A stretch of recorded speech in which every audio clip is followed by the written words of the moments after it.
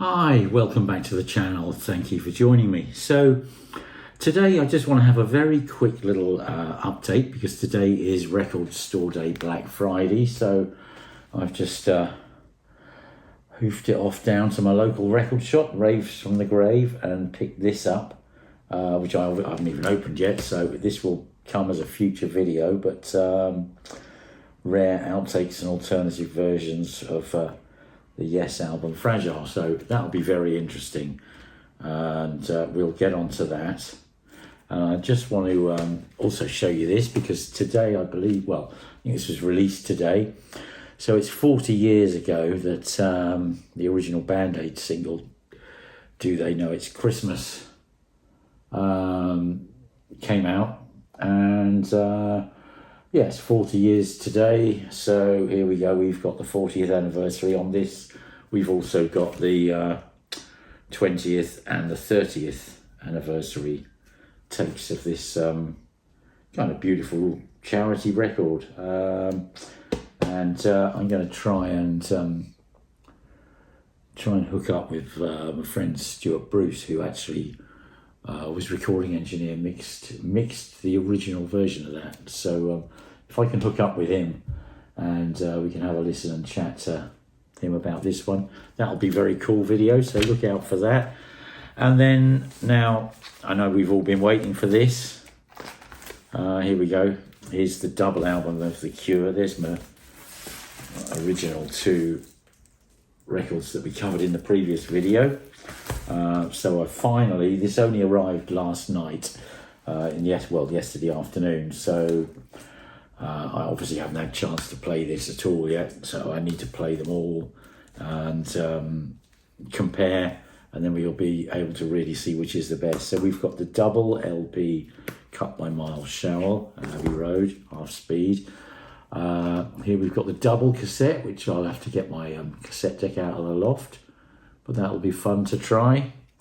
And I have taken the shrink off. This is the only thing I have opened, in fact. But we've got here is the deluxe CD. So we've got the 16-bit 44.1 regular CD release of the album, an instrumental version as a CD release, and then a Blu-ray which contains a 2496, I think, high-res version of it, which I have actually purchased from Cobuzz. So I would imagine it's exactly the same as that, frankly, but also a Dolby Atmos version. Right at this moment in time, I'm not quite sure how I'll play that, but we'll get to this. So anyway, look out for a Cure video, hopefully a Band-Aid video and a Yes video to come. But what you may be wondering is the subject of today's video. Well, this arrived with the Genesis Nursery Crime. It's again the Nursery Crime and this Otis Blue, Otis Redding Sings Soul are the latest two releases on the Atlantic 75 release from Analogue Productions, and I'll just show you this. I mean, I'd say this is probably my favourite Otis Redding album. I know I featured one of these previously, which I'll leave a link to up here. And it's stunning, but I just I couldn't resist this. I'll show you my original in a minute, but this is really the sort of Otis Redding that I really like. It's kind of quite ahead of its time, I think. He's really wailing.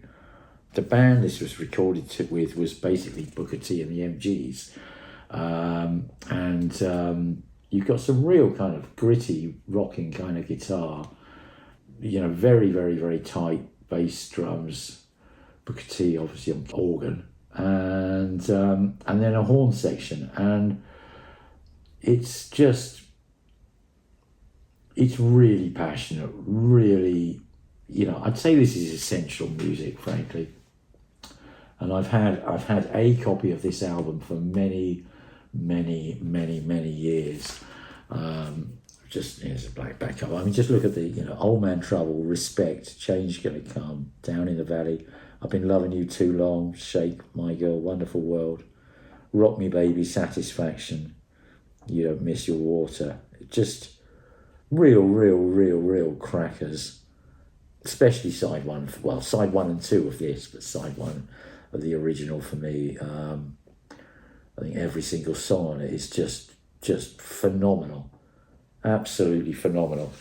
Now, what you get with these, as we've shown you before, is a very nice, very solid weight Stoughton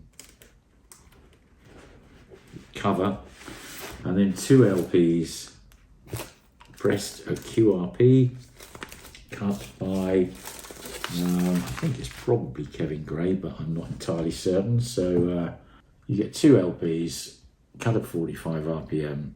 It's beautifully pressed.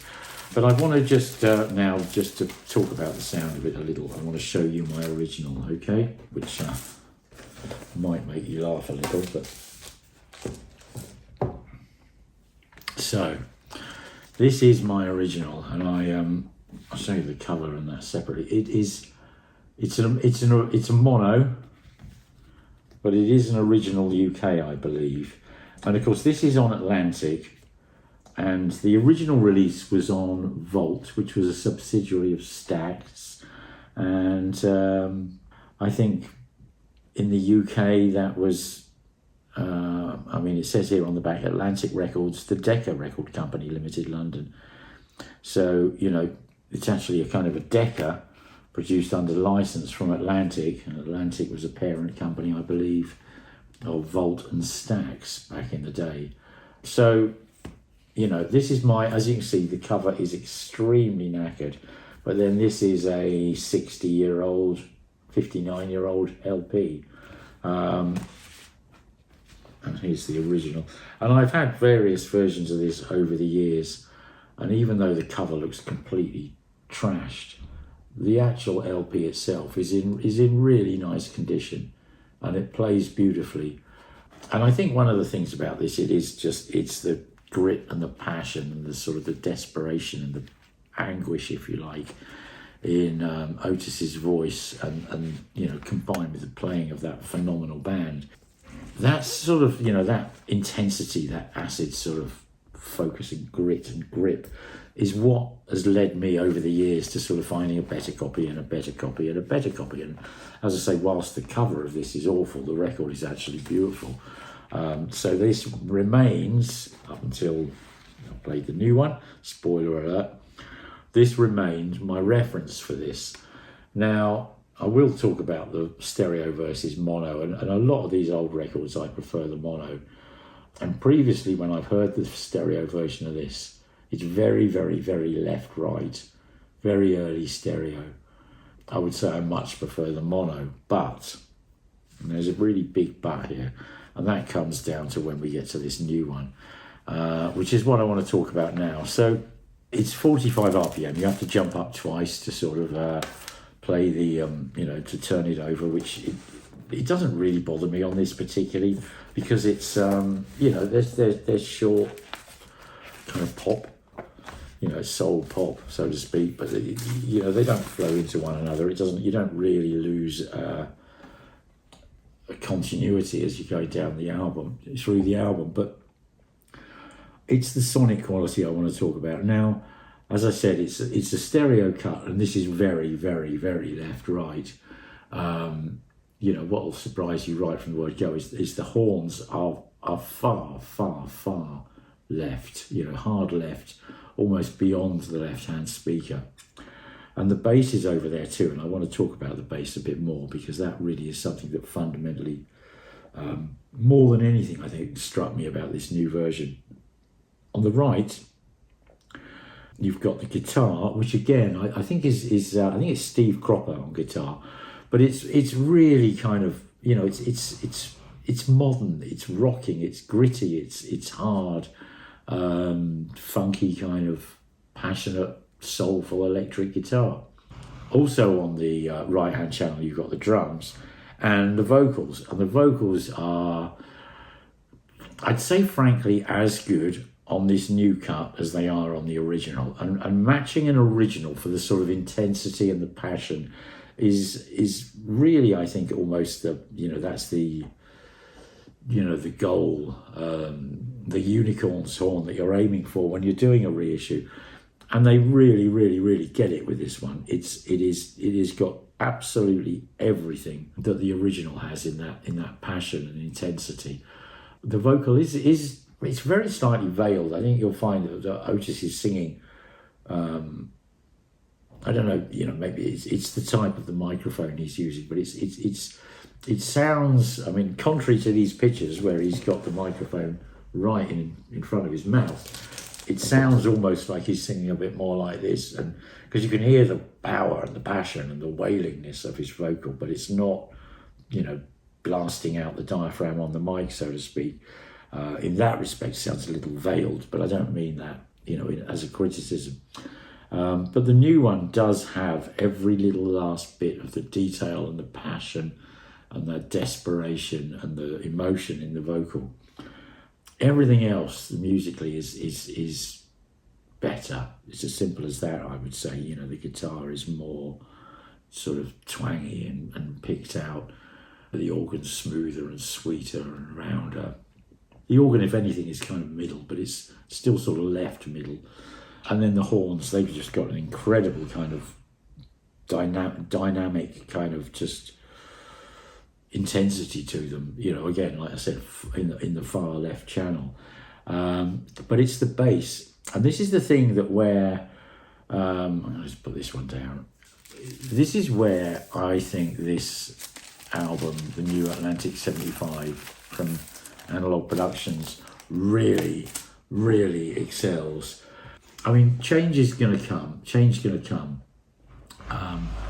You've got this sort of land respect. I mean, there's in both of those songs, it just struck me how tuneful and bang on the timing the bass is, and in a way, because you've got the drums on one channel and the bass on the other channel, rather than, you know, with my original, which is all mono, they really kind of separate out. But you know, on Respect, I first sort of started like, holy crap, listen to that bass, it's amazing. But on Change is going to come again, you've got this sort of like black kind of just stabbing crescendos, if you like, of sort of brass, drums, keyboard, guitar, and of course the bass. And it's the way out of the left and the right channels. You've got, you know, very, very separate instruments coming from there, very, very separate instruments coming from there, and it can often sound very disjointed with these very early stereo recordings. But in this, it is just, they are so on it, they are so together, and that is, you know, a lot of that is down to the absolute, you know, I mentioned it was Booker T was the band, but basically they were, you know, that's the Stax house band, if you like, the sort of the session band that would have played, you know, for the vast majority of the output of that label. Incredibly proficient, incredibly phenomenal band. But you just get that, and having that from, you know, a really, really, really wide soundstage with very separate instruments coming at you, but absolutely in unison, like just powering into your senses. It's quite amazing. It really, really, really is. So, as I said, I've talked about previous, you know, Dock of the Bay, Otis Redding album in this series, and I think there's one more. I think the Soul album is coming as well, which I'll certainly get. I'm not sure if there's any other Otis Reddings, but those three will probably do me. But this one, for me, it eclipses Dock of the Bay, and I personally speaking, this is my favourite Otis Redding album, and this is my favourite version of that Otis Redding album that I've heard to date.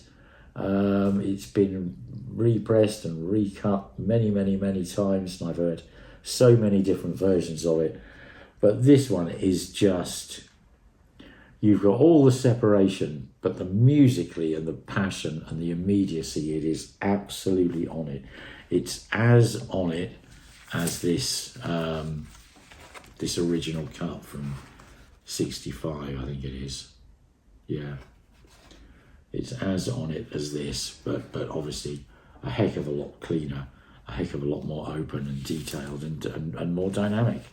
So, you know, on that note, I will just say this is an absolute hit. For me, it was an essential purchase, and you know, I'm 100% happy. Can't be recommended highly enough.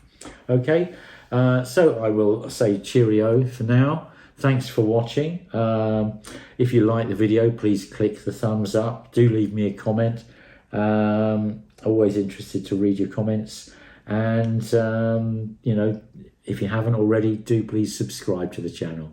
And I'll see you again soon. Thanks a lot. Bye.